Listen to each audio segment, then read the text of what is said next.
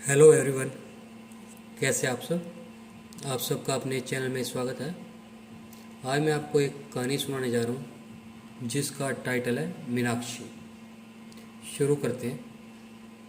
उसने जब इस संसार में अपना पहला नन्हा सा कदम चला तो दादी ने उसकी झील सी गहरी और मछली जैसी बड़ी सुंदर आंखें देखकर बड़े प्यार से उसका नाम मीनाक्षी रखा, अर्थात मछली जैसी आंखों वाली। पूरे घर की लाडली मीनाक्षी जैसे जैसे बड़ी होने लगी, लोगों की स्वयं से ऊपर टिकती गहरी निगाहों से उसे यह एहसास हो गया कि वह भला की सुंदर है।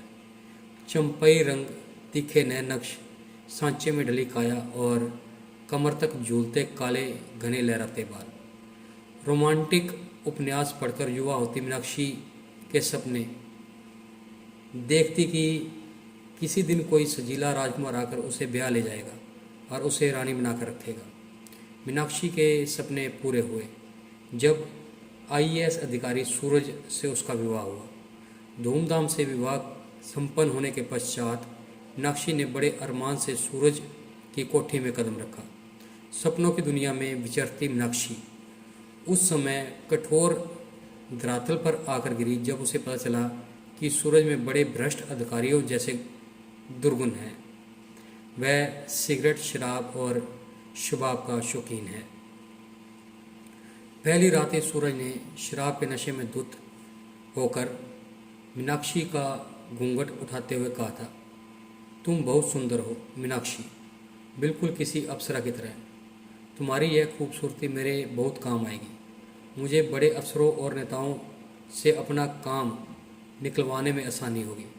तुम्हें भी मेरी हाई सोसाइटी में मूव करने के लिए सिगरेट और शराब की आदत डालनी होगी। यह आप क्या कह रहे हैं?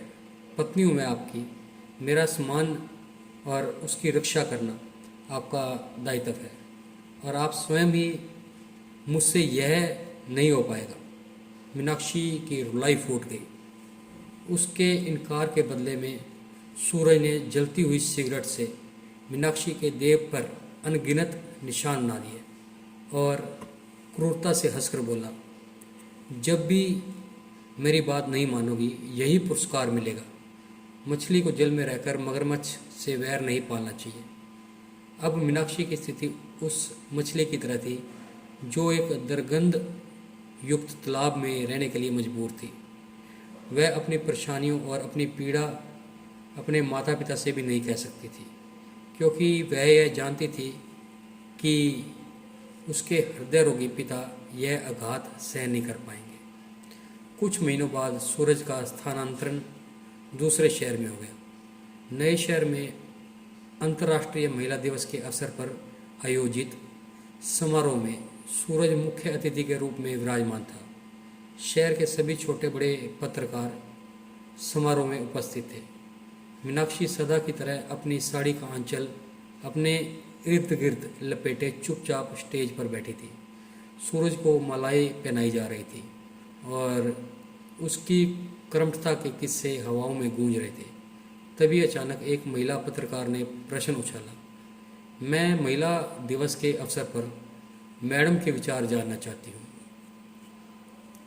सूरज कुछ बोल पाता, मीनाक्षी को रोक पाता, उससे पहले ही मीनाक्षी ने माइक हाथ में लेकर बोलना आरंभ किया। आप देख रहे हैं कि मैं एक साड़ी का आंचल अपने चारों ओर लपेटे हुए हूँ।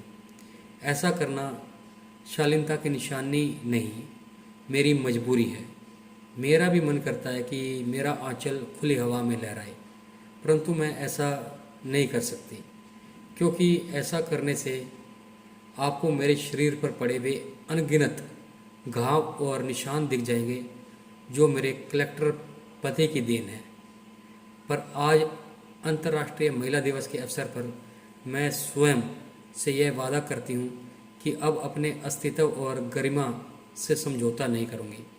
अब मेरा भी आंचल हवा से बातें करेगा। कहकर उसने अपनी मुट्ठी में कसकर जकड़ा आंचल का दूसरा सिरा छोड़ दिया। एक पल के लिए हाल में सन्नाटा छा गया, परंतु दूसरे ही पल सारा हाल तालियों की गड़गड़ाहट से गूंज उठा।